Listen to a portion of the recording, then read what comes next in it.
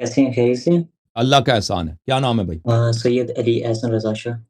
علی رضا شاہ بھائی، حکم کریں. ہاں جی، میں سنی حنفی ہوں جی جی جناب. اور تصوف کا قائل ہوں. اوکے. اچھا، میرا کچھ سوالات ہیں آپ سے عصمت اہل بیت پہ. جی سر. کیونکہ میں نے کافی سرچنگ کی ہے، کیونکہ میرے بابا جان 12 امام 14 مسلم کے قائل ہیں. ہوں میرا دادا جان بھی، اس ہوں کی وجہ سے بابا جان دادا جان پہ بھی فتوے لگے تھے. اور میں نے سرچنگ کی ہے اس کے بارے میں کہ کیا یہ ہمارے جتنے بھی جو آیت تطہیر ہے، ٹھیک ہے، اس کی تشریح اور جو جتنے بھی ہمارے مفسرین ہیں انہوں نے کیا کی ہے اس کے بارے میں، ہوں کیا یہ ان کی عصمت پہ دلالت کرتی ہے؟ جی سر. پہلے آپ کیا عصمت کا مفہوم کیا لیتے ہیں؟ جو صاحب عصمت ہونے کے لیے کیا درکار ہے؟ کن گناہوں سے پاک ہونا چاہیے؟ ٹھیک ہو گیا، ان کے دیکھیں بارے میں مجھے اللہ حوالے تعالیٰ نے جو جات. فرمایا نا، بسم اللہ الرحمن الرحیم، انما یرید اللہ لیذھب عنکم الرجس اہل البیت. ناپاکی کو اللہ نے خود آپ سے دور کیا ہے. ناپاکی کا ہو سکتا ہے شرعی ہو سکتا ہے عرفی ہو، ظاہری ہو، خلقت میں ہو. ہر طرح چیز جو ناپاکی ہے، عیب ہے، اللہ نے ان سے دور فرمایا. وہ یطہرکم تطہیرا. تطہیرا مفعول مطلق ہے، اس کا مطلب ہے مبالغہ، اس کا مطلب ہے بہت زیادہ اسٹریس دینا، ایمفیسس کرنا کہ اللہ تعالیٰ آپ کو نہایت پاک کر دے. تو اللہ تعالیٰ نے ان سے ہر پلیدی کو دور کیا ہے، چاہے وہ شرعی ہو، چاہے ظاہری ہو، چاہے باطنی ہو، چاہے اخلاق میں ہو، چاہے عرف میں ہو. ہر طرح کی ناپاکی، چاہے عقلی طور پہ کوئی چیز ناپاک ہو، اللہ نے ان سے دور فرمایا، ان کو نہایت پاک بنایا، نہایت بے عیب بنایا. یہ ہے عصمت ان کی، جو قرآن کی صحیح. تصریح کے ساتھ بیان ہے. جی سر. اچھا اچھا، اس کے بارے میں مجھے کچھ حوالہ جات چاہیے جو ہمارے مفسرین ہیں انہوں نے اس کے بارے میں کیا کیا ہے. کیا وہ عصمت پہ چیز بیٹھ رہی ہے؟ کچھ میں نے مفسرین ہیں جیسے تفسیر الطبری ہو گیا، نوسی ہو گیا، ٹھیک ہے، دیکھیں جب فخر اللہ الدین تعالیٰ نے رازی ہو کہہ گیا. دیا نا، اس کے اللہ نے واضح الفاظ میں کہہ دیا ہے، اور رسول صلی اللہ علیہ وآلہ وسلم نے کملی کے نیچے ان کو جمع کر کے یہ فرمایا ہے، بار بار، ایک دفعہ نہیں کئی دفعہ. تو اس کے بعد کسی کا قول کا کوئی وقت نہیں رہتا. ٹھیک ہے نا. صحیح. اس کے بعد دیکھیں، آپ کو پتہ ہے کہ اہل بیت علیہ الصلوۃ والسلام کے حاسدین بہت ہیں. حاسد سمجھتے ہیں نا، جو حسد کرتے ہیں جی جی. کہ بھئی ہم بھی ان جیسے ہیں، وہ کوئی خاص صحیح نہیں ہے، صحیح. ہم ان سے بہتر ہیں. یہ تو بہت ہے نا. لیکن اللہ تعالیٰ نے ان کے متعلق تو نہیں بولا نا کہ میں نے ان کو پاک کر جی جی. دیا. اللہ تعالیٰ نے صرف اہل بیت علیہ السلام کے متعلق فرمایا.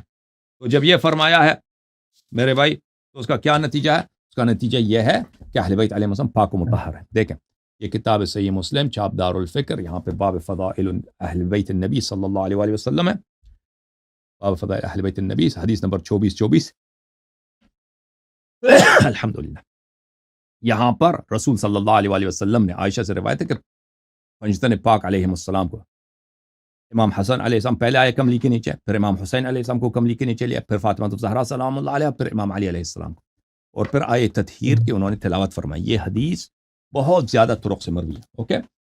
تو جب رسول جی صلی جی. اللہ علیہ وآلہ وسلم نے بیان کیا کہ اہل بیت کون ہے، کملی کے نیچے دکھا کر، اور قرآن نے فرمایا کہ ان کو میں نے ہر ناپاکی سے پاک کیا، ہر ناپاکی سے پاک کیا، اور ہر بالکل. پلیدی سے پاک کیا، اور ان کو نہایت پاک بنا دیا. تو ایمان لانا، تصدیق جی کرنا جی. واجب ہے کہ وہ ہر ناپاکی سے، ہر پلیدی سے پاک ہے، اور نہایت ہی پاک ہے. عصمت اسی کا نام. بالکل اوکے جناب. صحیح. اچھا یہ بتائیے گا کہ جو سبط ابن جوزی ہیں، ٹھیک ہے، ہم، ہم. آواز آ رہی ہے آپ کو میری؟ آ رہی ہے بھائی. جلدی جلدی ہیلو. پوچھیں، لوگ منتظر ہیں بھائی، جی جلدی جلدی پوچھیں. علی انہوں نے رضا اپنی بھائی. کتاب میں، جی ہم. انہوں نے اپنی کتاب میں عصمت کا اپنا بیان کیا، لیکن مجھے ان کا حوالہ نہیں مل رہا. کیا آپ مجھے حوالہ دے سکتے ہیں؟ مجھے نہیں معلوم کہ انہوں نے عصمت کا بولا ہے نہیں بولا ہے. صرف ابن جوزی نے ہو کیونکہ سکتا دیکھیں ہے نا، بولا ہو، میرے ذہن میں نہیں آیا. آپ کی بات، جی جی، ہم. دیکھیں نا، اب باقی جتنے بھی ہم اگر کسی سنی سے مناظرہ کرتے ہیں یا ان سے مباحثہ ہو تو وہ کہتے ہیں کہ دیکھیں ہمیں تفسیر نکال کے دے اہل سنت کی کسی مفسرین کی، تو ہم اس میں کیا کہیں گے؟ تو اس لیے یہی کہہ رہے ہیں کہ آپ کسی مفسرین کی کوئی ایسی دیکھیں یہ ریفرنس دیکھیں دے میں دیں. جو بتا رہا ہوں نا، یہ جو دیکھیں اگر الفاظ مبہم ہوتے تو آپ کو کسی کے قول کی ضرورت ہوتی نا. الفاظ اگر مبہم ہوتے کہ بھئی یہ انما یرید اللہ لیذھب عنکم الرجس اہل البیت ویطہرکم تطہیرا، اگر اس میں کسی قسم الفاظ ایسے ہوتے ہیں کہ بھئی اس کے معنی کیا نکلتے ہیں، جب واضح طور پہ اللہ نے کہہ دیا ہے، ٹھیک ہے نا، تو پھر وہ بات ختم ہے، نزاع ختم ہے. ٹھیک ہے نا. کہ اللہ نے خود ہوں، فرمایا کہ میں نے ہر قسم کی رجس ناپاکی ان سے دور فرمایا بالکل، اور میں ان کو بالکل، غائط پاکی میں نے خود عطا کیا.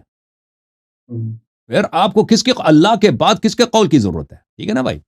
اب اگر کوئی جی، لیکن اہل سنت حضرات اکثر مفسرین اس معنی کو نہیں مانیں گے. اگر آپ دے دیں وہ نہیں مانیں گے، حالانکہ معنی بہت واضح ہے. جیسے رسول صلی اللہ علیہ وسلم نے بھائی معجزہ دکھایا تھا نا، شق القمر کیا تھا. سب ہوں، مشرکین نے دیکھا تھا کہ یہ شق القمر ہے، یہ کسی بشر کا کام نہیں ہے، یہ معجزہ اعجاز. اس کے باوجود کلمہ نہیں پڑھا. ٹھیک ہے نا، مکے والوں نے دیکھ کے کلمہ نہیں پڑھا، شق القمر دیکھ کے کلمہ نہیں پڑھا. ٹھیک ہے نا. تو یہ اگر ضد کی وجہ سے وہ نہ مانے، الفاظ واضح ہیں. اوکے، تھینک یو سر، اللہ آپ کو جزائے خیر.